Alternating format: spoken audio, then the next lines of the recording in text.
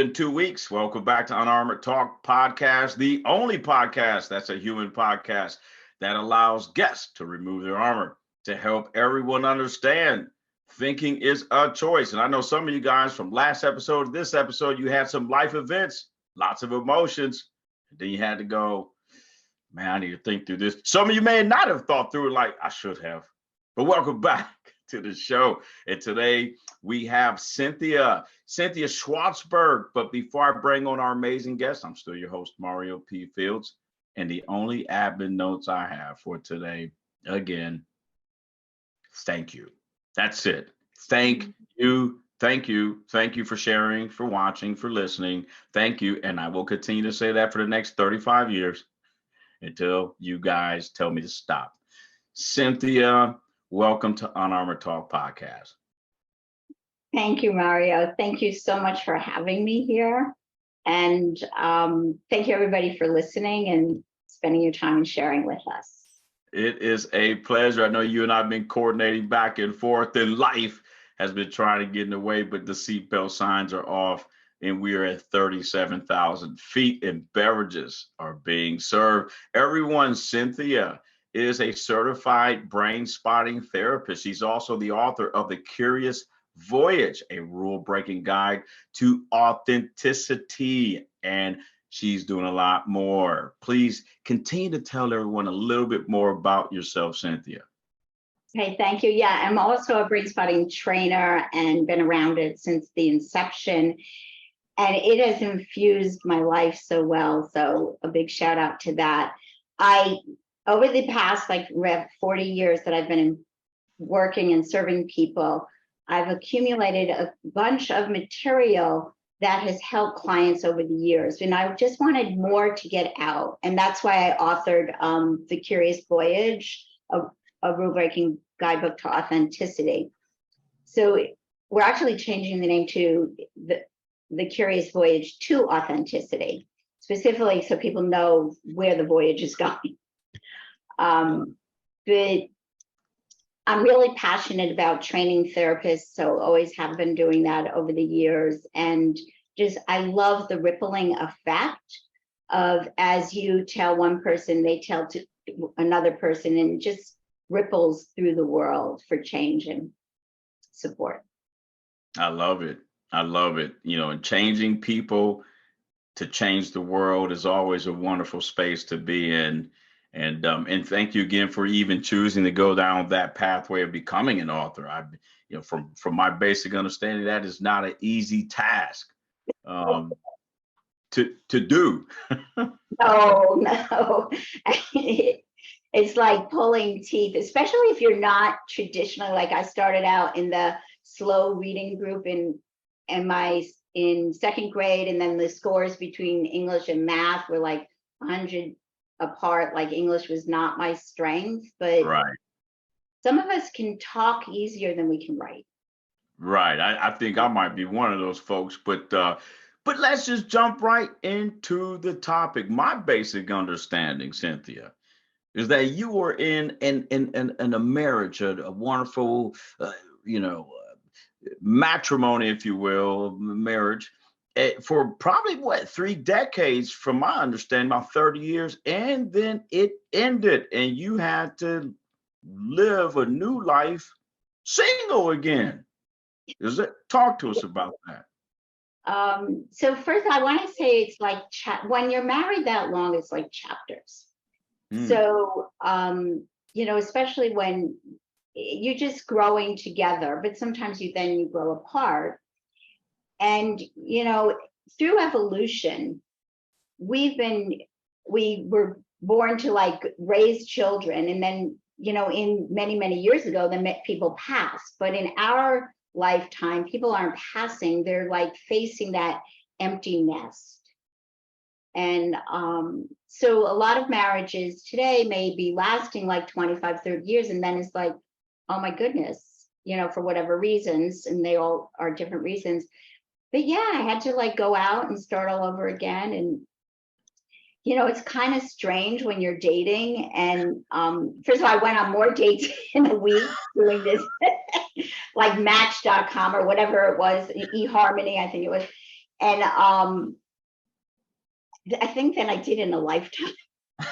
But Cynthia, and you know, one thing I like the way you said it, and I've been married, just shy of 29 years, but I never heard anyone say it the way you did. It's chapters, and I like that.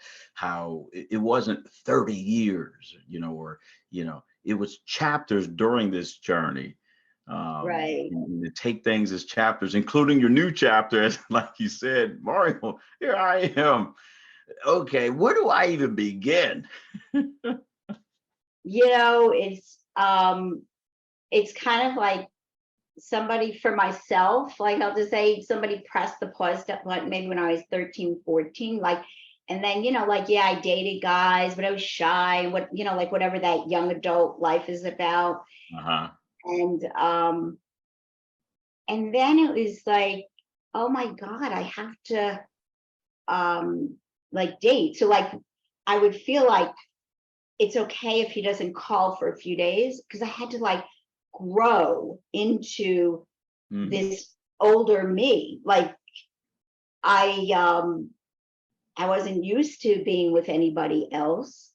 I Right. wasn't used to like, yeah, I had guy friends and whatnot, but it's like this is a little bit more intimate than that. And you're not familiar Right. with that with anybody else many times. I mean, for some people Yeah. that's different too. Depends Eh, upon your thing. But it's like you have to um get familiar with living in a different body. Yeah, and you and I talked before the show, and it's unfortunate, but I have experience personally of a few folks that I have known or know that were Right. married for quite some time, and then they for various reasons they separated.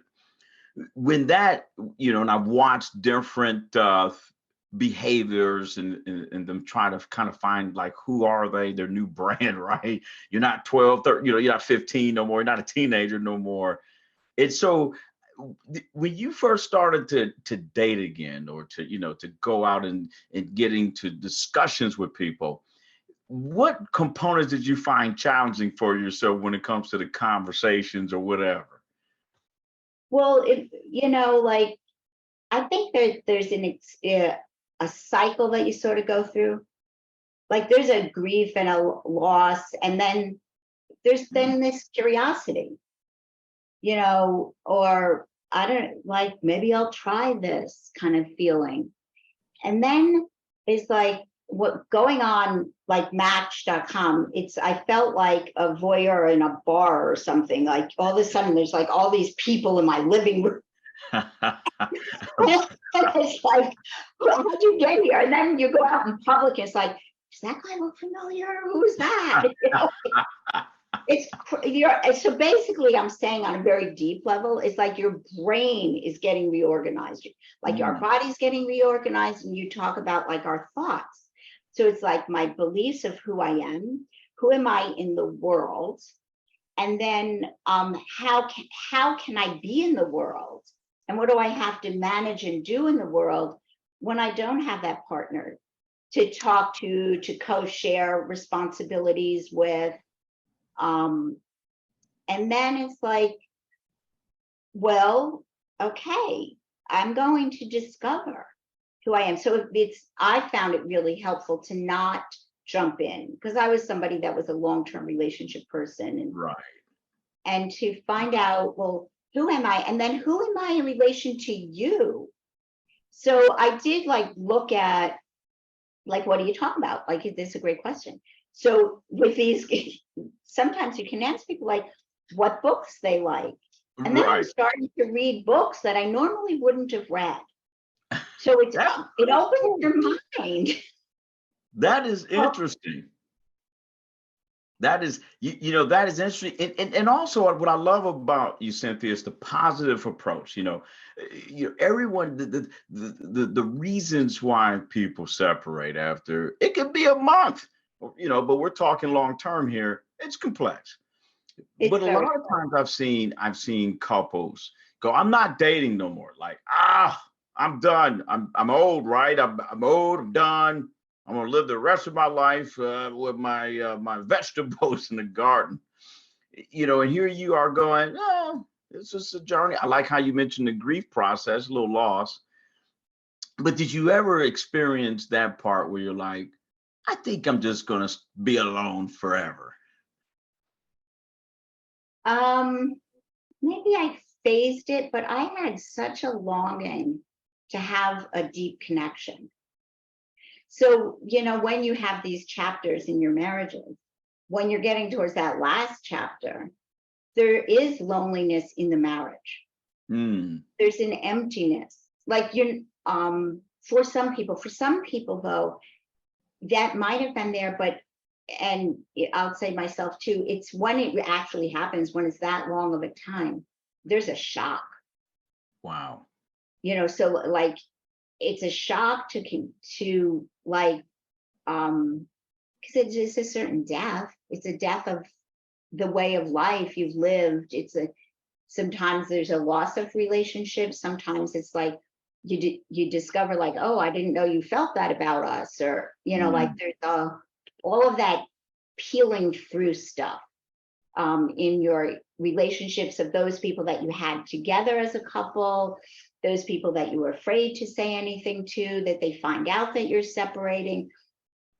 There's all that in that beginning grieving ending phase. I mean, if you think about your life, you've been married for a long time. If all of a sudden, well, I don't even want to go there because I don't want to bless that on you, or put that on you. But if that's fine. This is an Armor Talk podcast. When things are like, when you're feeling like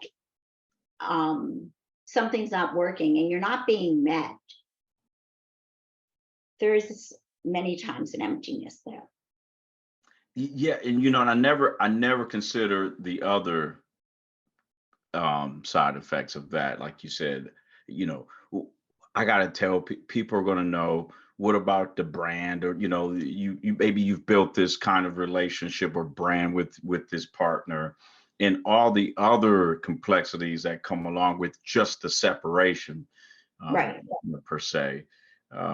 And now speeding up a little bit, and again, you and I've had a chance to basically get to know each other a little bit, but now you have a wonderful partner, right? A wonderful friend. I can sense the virtual happiness. When you first met your partner, at that, did you go, I think we're good. I think we need to clear out the living room from the virtual.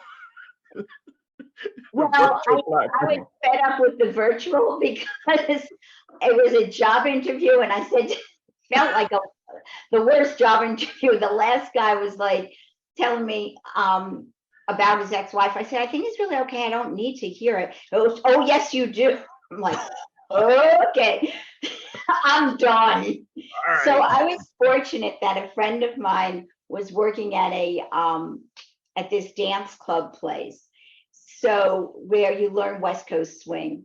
So I decided, my daughter always told me, I got to go get a life. Have a kid, young teenagers go, why don't you go get a life? Like, get out of my life, go get a life. So I thought, you know what? I think I'm going to. And I had already like little things along the way were like, I saw Jersey Boys one night, and I came home and I'm like dancing like crazy till like 2 a.m. by myself. I was like, I gotta go out dancing.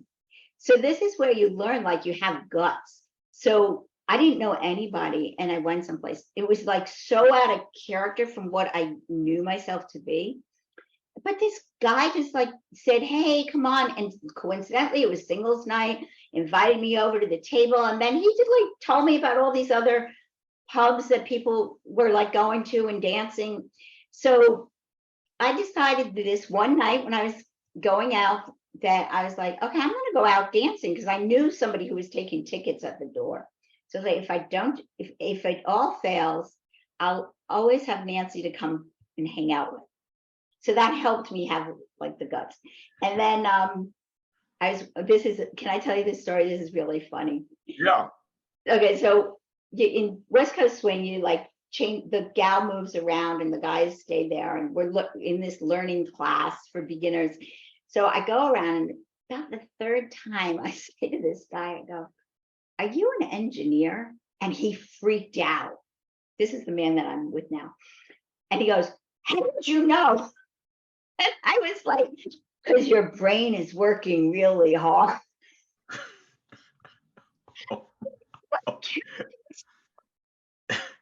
And then I said, oh wait, first I said, because I'm psychic. He's probably like, well, you're good. He goes, how'd you know, Alex? Because I'm psychic. And then I said, no, I just thought that you were counting really hard. And then, so for some of us, we're very naive. So we just went out a couple of times to hang out and dance because there was an event. And then people who saw him looking at me knew how crazy he was about me. I was clueless. Because you don't, like when you're married for all those chapters, it's like, at least for myself, I wasn't thinking like that. Yeah. I wasn't one of those people that could pick up the cues that way. Right. Yeah. So, yeah, so then one night we were out for dinner and he was telling me about this other place we were going to go dancing afterwards. It was some meetup thing. I was like, oh, okay. And then he said, this is a date. I said, it is? This is. Oh, and then we just started hanging out and dating just because he wanted, like we were out to have a good time. So this is what's really important for people to hear. Let go of expectation. I did do a lot of work. I believe in like creating and manifesting and that kind of line of thinking. So I had a longing and I did my personal work to be able to become the person that could attract the kind of partner I wanted. I like that. And I did my work. I did a book. It was called Calling in the One. And every night, every day, I'm writing the letters, doing the work. I'm doing a ritual, burning them at the fireplace. I mean, I dove deep.